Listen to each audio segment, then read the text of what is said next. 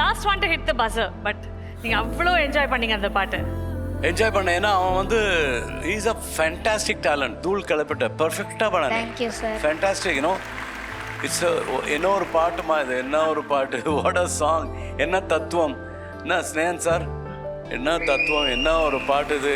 MSV Kannadasan அந்த combination வந்து அடிச்சுக்க முடியாது. பாலச்சந்தர் எப்பவுமே கண்ணதாசன் சார் வந்தார்னா, ஐயா வந்தாங்கன்னா சுச்சுவேஷன் சொன்னோடனே எழுதி முடிச்சிருவார். அப்படி வேட்டியை துருக்கி ஒரு பக்கம் சுட்டிட்டு நடப்பார்.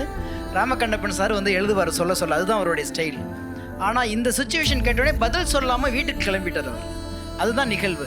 அப்போ என்னென்ன பாலச்சந்தர் இந்த டைரக்ட்லாம் ஒரே குழப்பம், என்னாச்சு நம்ம நல்லா தானே கதை சொன்னோம், ஒருவேளை சுச்சுவேஷன் பிடிக்கலையா அப்படின்னு சொன்னதுக்கப்புறம் வீட்டுக்கு போயிட்டு மறுநாளே 20 பல்லவி 20 சரணம் கொண்டா துருக்கி போட்டிருக்காரு. அப்படி வச்சதை இந்த பாட்டை செலக்ட் பண்ணுறதுக்கு 3 நாள் ஆயிருக்கு. போட்டு தலையை பிச்சுக்கிட்டு ஷூட்டிங் எல்லாம் கேன்சல் பண்ணிட்டு டைரக்டர்ஸ் குரூப் வந்து 3 நாள் உட்காந்து செலக்ட் பண்ணியிருக்காங்க.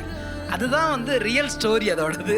கோபத்தில் கூட தங்கச்சியை வந்து அறன்னு சொல்லி திட்டாமல், நீ போ என்னை விட்டுட்டு போ, உன்னை போய் தொலைஞ்சு போன்னு சொல்லாமல், அன்பு தங்கச்சி, ஞான பெண்ணே, நான் ஞானம் கண்டேன், நான் என்னடி பாவம் செஞ்சேன், அவன் செஞ்ச பாவண்டி, இதெல்லாம் சொல்லி சொல்லி நியாயப்படுத்துவோம். அந்த பாடல் முடிஞ்ச உடனே அந்த காட்சியில் அவ்வளோ தவறான அண்ணன் மேலே கூட பாசம் வரும். அது அழகாக பாலச்சந்திரன் சார் ரொம்ப அழகாக காட்சிப்படுத்தியிருப்பார். இப்படி நிறைய இதை பற்றி நிறைய கதைகள் இருக்குது.